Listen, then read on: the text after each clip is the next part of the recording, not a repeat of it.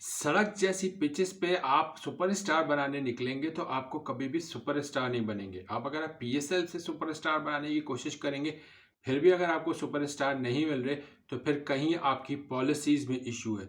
यही हुआ है पाकिस्तान क्रिकेट टीम के साथ न्यूजीलैंड टूर पे। अब आप देखें, हमारी सिलेक्शन कमेटी का हाल ये है। ज़ाहिर है, नए लोग आए हैं और वो भी इतने इमेच्योर लोग हैं। मैं हमेशा से कहता आया हूँ कि right man for the right job होना चाहिए, लेकिन यहाँ पे हमारी सिलेक्शन कमेटी का हाल ये देखिए। उन्होंने क्या किया, न्यूजीलैंड टूर के लिए उन्होंने उन्होंने उनको ले लिया जो लोग फला लीग में अच्छा परफॉर्मेंस कर रहे थे। वो फला लीग में अच्छी परफॉर्मेंस कर रहा था, वो फला लीग यानी कि एक लीग में ओपनर हमारा चला तो उसको वहां से उठा लिया। दूसरी लीग से हमारा दूसरा ओपनर चला, हमने वहां से उठा लिया। तीसरी लीग से हमारे वो तीसरा ओपनर चला, हमने वहां से उठा लिया। इसी तरह हमारे डोमेस्टिक से अगर कोई चौथा चला हमारे नेशनल टी20 से, उसको चौथा ओपनर उठा लिया। फिर इसी तरह एक और लीग से पांचवा चला, उसको ओपनर उठा लिया। ठीक है, दो ओपनर पहले ही मौजूद थे। तो फिर हुआ क्या कहानी, ये चार वो हो गए, दो ये हो गए, तो कितने हो गए, छह ओपनर्स आपने सिलेक्ट कर लिए। अब आपने जब सिलेक्शन करने की कोशिश की ना, तो आपने ये नहीं देखा कि कौन मिडिल ऑर्डर में खेलेगा, कौन लोअर ऑर्डर में खेलेगा और कौन ओपनर होगा। आपने जब हर लीग से जब ओपनर ही परफॉर्मेंस दे रहे थे, कोई हमारा जो हमारे जितने भी क्रीम है हमारी, कोई भी मिडिल ऑर्डर बैट्समैन परफॉर्मेंस नहीं दे रहा था, तो ज़ाहिर उसकी सिलेक्शन नहीं किया आपने।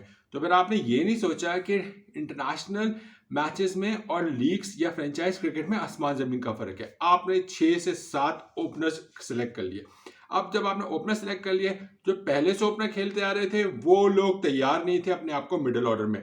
ठीक है, बाबर ने जाके उसका दिल बड़ा किया, वो बड़ा खिलाड़ी था, उसने जो है अपने आप को कहा ठीक है मैं ओपनर नहीं खेलता, मैं वन डाउन खेल लूंगा जो जैसे मैं वनडे में खेलता हूँ। ठीक है, उसने दिल बड़ा किया, उसने मुल्क के लिए सोचा, अपने लिए नहीं सोचा। लेकिन जो दूसरे ओपनर साहब थे वो तो रिजवान, उनका दिल बड़ा है, वो बहुत बड़े हैं, बन गए हैं सियासतदान।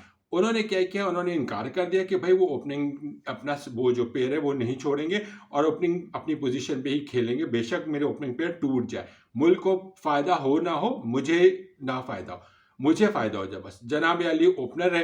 अब क्या करना ये पड़ा कि जब ये टीम गई तो वहां पे जो भी मैनेजमेंट थी और कप्तान साहब थे वो भी बिल्कुल नए थे, उनको मजबूरन क्या करना पड़ा, जो ओपनर्स के ओपनिंग स्लॉट पे खेलते आ रहे थे या परफॉर्मेंस देते हुए आ रहे थे, वो मिडिल ऑर्डर में खेलने लग गए। तो अब क्या हुआ कि हमारा मिडिल ऑर्डर नहीं था, हमारा वो जो 18 ओवर तक यानी कि 8 से लेके 12 ओवर तक जिनको परफॉर्मेंस देनी है और 12 से 18 तक जो स्कोर करते आ रहे थे, 12 से 18 ओवर के दरमियान जो स्ट्राइक रेट बढ़ाते थे, वो प्लेयर अब मौजूद नहीं थे। सब पे प्रेशर पड़ा, सबकी कारकर्दगी बुरी तरीके से फ्लॉप हुई और सब एक्सपोज हो गए। मैच भी हारे, सीरीज भी हारे। हर नए खिलाड़ी को जिसको आपने सिलेक्ट किया था वो सब के सब फेल हो गए। उसकी रीजन क्या थी? रीजन ये हुई कि आपने उनके करियर के साथ खेल लिया। वजह बनी, आपने सही टीम सिलेक्ट नहीं की। सारे ओपनर्स एक साथ सीरीज में ले गए, सारे ओपनर्स को एक ही मैच में खिला लिया, तो फिर आप कैसे उम्मीद लगाएंगे कि वो परफॉर्मेंस देंगे? इसमें उनका कसूर नहीं है। जहां अगर 50% उनका कसूर आता है तो 50% इनका भी कसूर आता है कि जो इनको खिला रहे थे, जो सिलेक्शन कमेटी थी, जो ओपनर है वो ओपनिंग नहीं करेगा तो फिर वो कहाँ पे किस स्लॉट पे बैटिंग करेगा? और जो मिडिल ऑर्डर में खेलता आ रहा है टेस्ट मैच में और वनडे में, वो अगर बजिद हो, अपनी हरदर्मी दिखाए, अपनी सियासतदानी दिखाए, तो वो फिर कैसे होगा? अब आप मुझे बताइए, ये चौथा 4 टी20 तो हम हार गए, पांचवा हम जीत गए। पांचवा टी20 में मुझे सिर्फ इतना बता दें, क्या ये हरदर्मी नहीं थी कि रिजवान ने रेस्ट नहीं किया और रिजवान ने बैटिंग की, रिजवान को मैच खिलाया? क्या आजम खान को दोबारा मौका नहीं दिया जा सकता था? क्यों साइम अयूब को बैठाया गया? पूरा साइम अयूब को खिलाते, हसीबुल्ला के साथ साइम अयूब और ये दोनों ओपनिंग करते, रिजवान रेस्ट करते, फिर बाबर आजम आते, फिर फखर जमान। ठीक है, जो स्लॉट थोड़ी बहुत एक्सपेरिमेंट करनी थी, सीरीज तो आप बदतरीन तरीके से हार चुके थे, आप कर सकते थे, लेकिन आपने नहीं किया। अब आप क्या कर रहे हैं? इफ्तिखार साहब की बेशर्मी देखिए, वो ट्वीट कर रहे हैं कि ओ थैंक यू सो मच, मैं मैन ऑफ द मैच हुआ। अरे बेशरम आदमी, तुम टेस्ट पूरी सीरीज तुम्हारी टी20 की बदतरीन गई है, तुम्हारी स्कोर क्या है और तुम्हें शर्म नहीं आ रही? तुम अपने ट्विटर अकाउंट पे ये सब चीजें लिख रहे हो, तुम्हारी परफॉर्मेंस क्या है? कब तुम्हारी परफॉर्मेंस? तुम मतलब टीम में नहीं होना चाहिए, तुम किस मेरिट बेस पे टीम में हो? तुम ये परफॉर्मेंस दे रहे हो कि मैंने 3 विकेटें ले ली, मैंने थोड़ी कंट्रीब्यूशन के लिए, अरे वो स्लो ट्रैक था, तुम चल गए, बहुत बड़ी बात थी। तुम्हारा तुम्हारा मोटिव बॉलर नहीं है, तुम पार्ट टाइम बॉलर हो, तुम्हारा टारगेट है बैटिंग करना, बैटिंग में तुम फ्लॉप हो और तुम बातें कर रहे हो अपनी इतनी बड़ी बड़ी। शर्म नहीं आ रही? किसी को शर्म नहीं आ रही? मुझे सिर्फ डर है कि हमारी क्रिकेट हॉकी की तरफ जा रही है। चेयरमैन बोर्ड हटा हुआ है, कुछ नहीं पता। अभी डायरेक्टर साहब सुना हटने वाले हैं, वो कुछ नहीं पता। चीफ सिलेक्टर कौन बन गए, वो right man for the right job वाली सिचुएशन ही नहीं है। उनको नहीं पता कि सिलेक्शन होती कैसे, किसको कब खिलाना चाहिए। इधर से उठाया, उधर से ओपनर, उसने परफॉर्म किया, उस लीग से उठा लो। उसने डोमेस्टिक से परफॉर्म किया, उसको उधर से उठा लो। उसने उस लीग से परफॉर्मेंस देते हुए आ रहा है, उसको। अरे भाई, एक टीम बनती है पहले, उसके बाद आपकी पूरी कॉम्बिनेशन बनता है कि ओपनर कौन होगा, वन डाउन कौन आएगा, मिडिल ऑर्डर में कौन होगा, लोअर ऑर्डर में कौन होगा, पावर हिटर कौन होगा, स्पिनर कौन होगा, फास्ट बॉलर कौन होगा। कोई तरतीब नहीं है। अगर आप ओवरऑल स्ट्रेटेजी देखें, आप मेरी ये समझ में है ना, मोहम्मद वसीम जूनियर किसकी पर्ची है? बार बार वो टीम में खेलता क्यों है? किस लिए आ जाता है मोहम्मद वसीम जूनियर? मेरे समझ में नहीं आ रहा कि मोहम्मद वसीम जूनियर बार बार कैसे आ रहा है। अगर परफॉर्मेंस दी जाए, रिजवान की बहुत ही बुरी परफॉर्मेंस रही। पांचवा जो चौथा T20 था, जहां वो 90 रन स्कोर किए, मतलब की इनिंग थी सेल्फिश, बिल्कुल सेल्फिश इनिंग थी। अप्रोच साफ नजर आ रही थी, स्लो खेला, अपने लिए खेला, मुल्क के लिए नहीं खेला, अकॉर्डिंग टू द सिचुएशन नहीं खेला, बात खत्म हो गई। वो 90 रन बहुत बकवास थे। वो 90 रन 19 रन जो बाबर ने बनाए थे उससे कहीं ज्यादा बेहतर थे।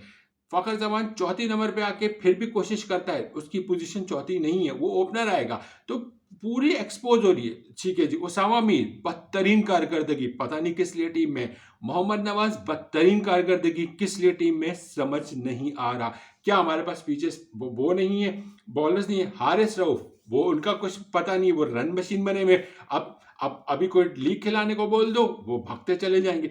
अब क्या होगा? हमारे शाहीन शाह अफरीदी कप्तान, उनको समझ नहीं आ रहा। ऐसे तो वो चौड़े बनते कि मैं अच्छा, वो किस क्राइटेरिया पे बने कप्तान पाकिस्तान क्रिकेट की T20 के?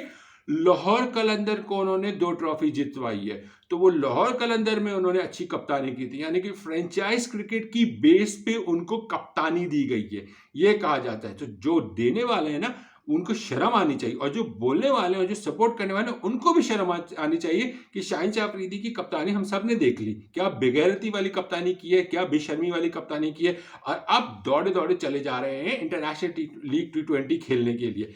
माशाल्लाह, सुभान अल्लाह, किसी को शर्म हया नहीं है।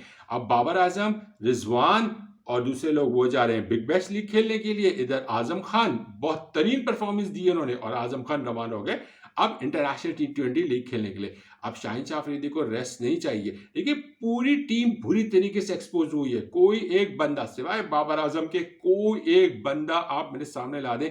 हारिस रऊफ से लेके आप है अपना आमिर जमाल से लेके हर बंदा एक्सपोज हुआ है, हर बंदा। किसी ने परफॉर्मेंस नहीं दी और सब कोई अपने मतलब के लिए खेल रहे हैं। कोई टीम में एक यूनिटी नजर नहीं आ रही। साइम अयूब फ्लॉप, उसके बाद हसीबुल्लाह को आज पहला मैच मिला, बेचारा वो भी जल्दी आउट हो गया। रिजवान फ्लॉप। बाबर आजम ने सिर्फ 3 मैचेस में अच्छी परफॉर्मेंस दी, चलो दी, तो कम से कम वही एक वाहिद बंदा था जो खड़ा रहा, लड़ता रहा, मुकाबला करता रहा। उसके बाद फखर जमान वाहिद बंदा था, उसका कसूर नहीं है, उसको आप चौथे नंबर पे खिलाओगे फिर भी वो बहुत अच्छी परफॉर्मेंस दे रहा है। उसके बाद आ जाओ Iftikhar flop, Usama Mir flop, Nawaz flop, ठीक है ना। तो आप किसको खिलाने चाह रहे? फिर आप आजम खान को हो गए, वो फ्लॉप हो गए। शाहीन शाह अफरीदी की कारकर्दगी वो बुरी, हारिस रऊफ की कारकर्दगी वो बुरी, आमिर जमाल को ज्यादा मौका नहीं मिला। सेम आफरीदी जो हैं उनको भी अच्छी बॉलिंग नहीं मिली। सब के सब, मैं किस किस का नाम लूं, मोहम्मद वसीम जूनियर वो फ्लॉप। तो जिसका आप नाम लें वो सब बुरी तरीके से फ्लॉप हुए हैं। तो ऐसी क्रिकेट हमारी आगे क्या जाएगी, हम क्या वर्ल्ड कप खेलेंगे हमें नहीं पता। हमें स्लो ट्रैक दे दो, हम खेल लेंगे, अदरवाइज हमसे नहीं खेला जा रहा। ये है पाकिस्तान क्रिकेट टीम की हालत। और आप अगर देखें तो हर किसी की अप्रोच बहुत डिफरेंट नजर आ रही है। हर कोई सेल्फिश इनिंग खेलने पर तुला हुआ है। कोई भी बंदा अकॉर्डिंग टू द सिचुएशन ना बॉलिंग कर रहा है ना बैटिंग कर रहा है, ठीक है ना। जब स्कोर करने का, जब एस्केलेट करने का टाइम आ रहा है तो कोई एस्केलेट नहीं कर रहा है। जब लपाड़ना नहीं है, जब थोड़ा आगे संभल के खेलना है तो वो लपाड़ रहे हैं। जहाँ बॉलर्स इस्तेमाल करने हैं फास्ट, जिस लाइन और लेंथ पे बॉलिंग करनी है वहाँ उस लाइन और लेंथ पे बॉलर बॉलिंग नहीं कर रहे, स्पिनर बॉल पटक रहा है बॉल पे, इतना टाइम मिल रहा है, ना टर्न हो रही है, ना कुछ उनकी वैरायटी आ रही है। तो ये सब चीज़ें जब नज़र आएंगी ना तो पाकिस्तान क्रिकेट का डाउनफॉल होगा। बीच में चेयरमैन साहब चले गए, अब सुनने आ रहा है कि डायरेक्टर हेड कोच वो चले जाएंगे। चीफ सेलेक्टर की पोजीशन ऐसी है कि उनको पता नहीं कि सिलेक्शन होती कैसी है, मैं इसके बारे में आपको बता चुका हूँ। यही बुनियाद थी। अब अगर यही हालात रहे तो पता नहीं हम आगे वर्ल्ड कप में क्या सिलेक्शन होगी पाकिस्तान की, उसको किसी को नहीं पता। और बाज़ लोगों की हरदर्मी पॉलिटिक्स ज़िद बड़ी है कि मैं ओपनिंग ही करूंगा, तो भाई वो ओपनिंग पे आ रहे हैं, फिर भी उनकी परफॉर्मेंस हो नहीं रही है। जहां उनको रेस्ट करना था, सीनियर जूनियर्स को मौका मिल सकता था, लेकिन वो हरदर्मी से अपने आप को खिलाते रहे। परफॉर्मेंस उनकी वैसी बकवास है। उनके 90 रन, उनके 33 रन पाकिस्तान के किसी काम के नहीं आ रहे। वो सिर्फ वही वाली अप्रोच है जो वनडे में इमामुल हक अपने लिए करता है, वही रिजवान ने अपना ली है। यही हमारी हालत चली आ रही है और हमारा कोई एक बैटर ऐसा नहीं है जो बड़ी बॉलिंग अटैक को फेस कर सके। ये एक बहुत बड़ा मुश्किल हो गया हमारे लिए। आप बताइए आपकी राय में क्या करना चाहिए, क्योंकि यहाँ हालात बहुत बुरे हो गए। पाकिस्तान क्रिकेट का डाउनफॉल बहुत हो रहा है और ये बहुत शर्मनाक बात है। आपने मेरा चैनल सब्सक्राइब नहीं किया होगा तो कर लीजिएगा। अपना बहुत ख्याल रखिएगा। अल्लाह हाफिज़।